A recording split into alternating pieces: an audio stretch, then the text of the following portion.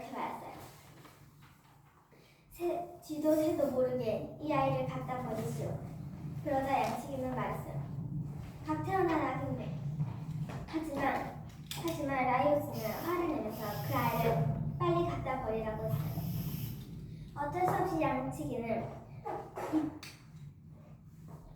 없이 양치기는 키타이론이라는 산에 그 아이를 데리고 갔어요. 하지만 그 아이가 생글생글 웃는 모습을 보고 차마 죽일 수는 없었어요.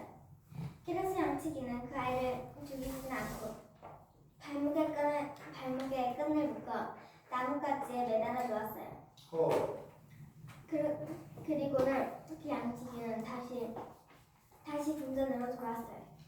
그러던 어느 날 코린토스라는 왕국의 한 양치기가 그 숲을 지나고 있었어요.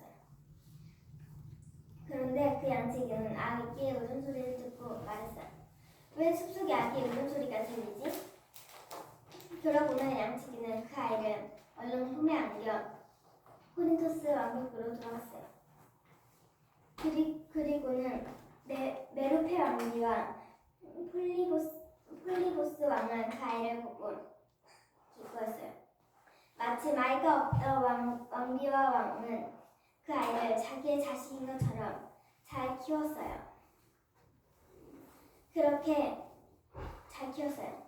그리고 어느 날 왕비와 왕은 그 아이의 발목이 퉁퉁 붓고 시퍼런 멍이 든 것을 보았어요. 그리고 그 아이에게 오이디푸스라는 이름을 지어주었어요. 그것은 부어오른 발이라는 뜻이었어요. 발이 왜 부었어? 줄을 발목에다 묶고 나뭇가지에 너무 오래 매달려 있어야지. 퉁퉁. 그렇게 오이디푸스는 메로페 왕비와 폴리보스 왕손에서 아주 무럭무럭 건강하게 자랐어요. 하지만 사람들은 오이디푸스를 시기하는 사람들이 아주 많았어요. 그리고 어떤 사람이 어떤 시기의 말을 듣고 아주 충격에 빠졌어요. 그리고 오이디푸스는 자기의 운명이 어떻게 될 거라는지 예감을 했어요. 그리고는 오이디푸스는 아폴론 신전에 갔어요. 그런데 거기에서 이렇게 말했어요. 너는 아버지를 죽이고 어머니와 같이 결혼을 할 것이다.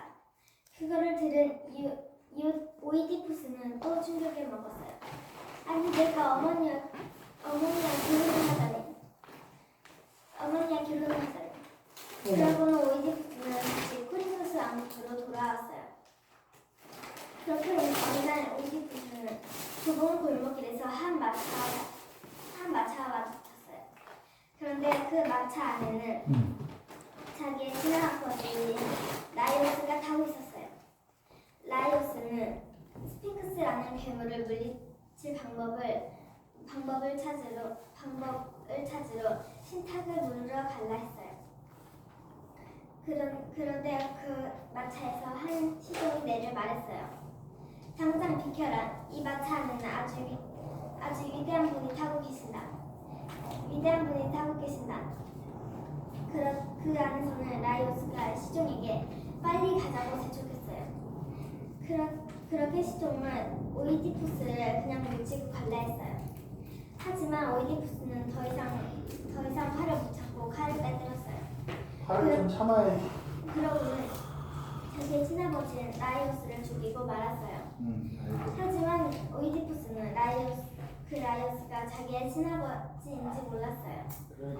그렇게 테베 라이오스 왕이 죽자 이오카스테 왕비의 동생이 크레온이 다스리고 있었어요. 하지만 테베의 사람들은 아직도 스핑크스 때문에 벌벌 떨고 있었어요. 그래서 오이디푸스는 너무 스핑크스가 어떤 존재이길래 이렇게 사람들이 벌벌 떨고 있는지 궁금했어요. 그러고는 지나가던 한 여자에게 물었어요. 도대체 스핑크스가 얼마나 무섭길래 사람들이 벌벌 떨고 있는 거예요? 그러자 그 여자가 말했어요. 말도 마십시오. 스핑크스는 수수께끼를 내는데 마치면 그냥 보내주지만 못 마치면 잡아먹는답니다. 하지만 사람들은 수수께끼를 푼 사람은 한 명도 없었어요. 그러자 키레오는 스핑크스의 수수께끼를 마치면은 왕의 자리를 물려주고 이오카스테 왕비와 결혼을 시켜준다고 했어요. 그걸 들은 오이디푸스는 스핑크스에게 갔어요. 스핑크스는 길가에 있는 아주 커다란 바위 위에 앉아 있었어요. 스핑크스의 얼굴은 여자였고 날개가 달린 사자의 몸통이었어요. 그리고 오이디푸스는 스핑크스에게 아주 쩌렁쩌렁한 목소리로 말했어요. 쩌렁쩌렁한 목소리로. 자, 이제 나에게도 수수께끼를 내보시오. 그러자 스핑크스가 말했어요. 좋아요. 수수께끼를 못 맞추면 다 먹어버리겠어요.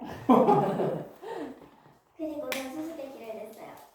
아침에는 4발로 걷고 낮에는 2발로 걷고 저녁에는 3발로 걷는 동물은 무엇이냐? 그러자 오이디푸스가 이렇게 말했어요. 사람이 아닌가? 사람은 태어났을 때 4발로 걷고 어른이 되면 2발로 걷고 늙으면 지팡이를 쥐면서 3발로 걷지 않느냐? 그렇게 오이디푸스는 스핑크스의 수수께끼를 마쳤어요. 스핑크스는 너무 부끄러워 자기 몸을 바위 아래로 던졌어요. 그리고 자기 스스로 목숨을 끊었어요. 그리고 오이디푸스는 다시 테베로 돌아왔어요. 그러자 사람들은 아주 좋아했어요. 오이디푸스가 우리 테베를 살렸다. 와! 오이디푸스 만세! 오이디푸스 만세! 그러고는 사람들은 너무 좋아했어요. 키레오는 약속대로 왕의 자리를 물려주고 이오카스테와 결혼을 하게 해줬어요. 하지만 이오카스테는 오이디푸스가 자기의 친아들인지 몰랐어요. 그러고 둘은 나중에 아이도 생겨 딸 둘과 아들 둘도 생겼어요. 그렇게 행복하게 살았지요. 하지만 행복도 오래가지 않았어요. 헐. 테베에는 가뭄과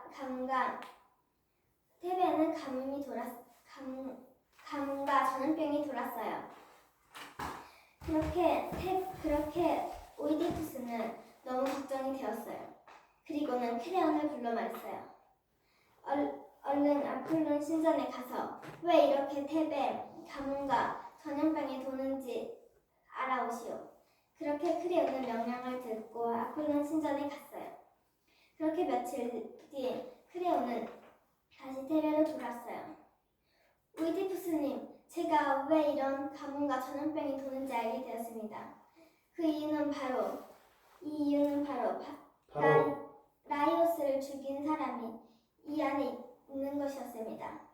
오이디푸스는 너무 화가 나서 라이오스를 죽인 사람을 찾아오라 했어요. 당장 찾아와! 하지만 며칠을 찾아도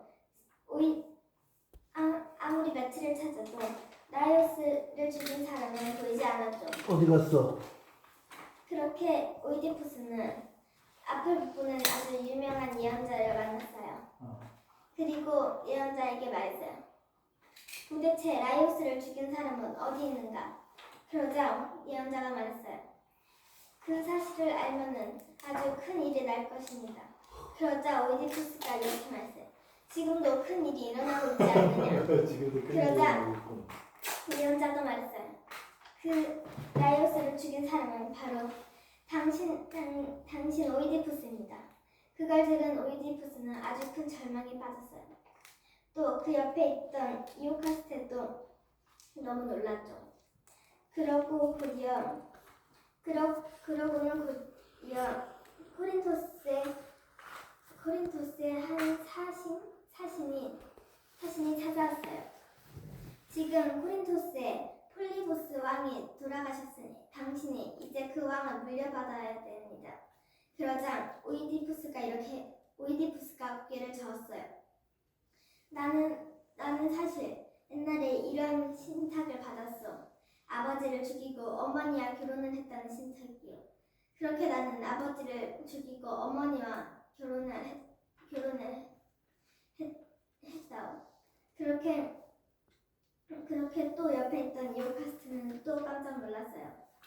왜냐, 이오카스테는 라이오와 그런 신탁을 자기들도 받았기 때문이에요. 그러자 코린토스의 사신은 이렇게 말했어요. 제가 사실은 그 유니푸스를 데려온 사람입니다. 나뭇가지에 걸려있길래 제가 데려왔던 거예요. 아. 그러고는 유카스테는 떨리는 목소리로 이렇게 말했어요. 옛날에 라이오스의 명령을 들은 양치기를 당장 데리고 오너라. 그리고 양치기를 데리고 왔어요. 양치기는 이렇게 말했죠. 그 아이가 생글생글 웃는 모습에 더 이상 죽이지는 못해서 그렇게 나뭇가지에 묶어놓았습니다. 그걸 들은 오이디푸스는 아주 큰 충격에 빠졌어요. 그게 나지. 아주 큰 충격에 빠졌어요. 하지만 안 좋은 일은 여기서 끝이 아니었어요. 또 있어? 이오카스테는 너무 충격 먹어 자기 스스로 목숨을 끊는 거예요. 그렇게 오이디푸스는 계속 절망에 빠져 있었어요. 그리고 너무 자기도 충격을 먹어 스스로 자기 눈을 파버린 거예요. 아. 그렇게 오이디푸스는 이제 더 이상 왕도 아닌 이름 없는 사람으로 떠돌아다녔어요. 다행히 오이디푸스의 딸만이 그 옆을 돌아다녔어요. 그렇게 오이디푸스는 더 이상 왕이 아니어서 아주 안타깝게 세상을 떠났답니다.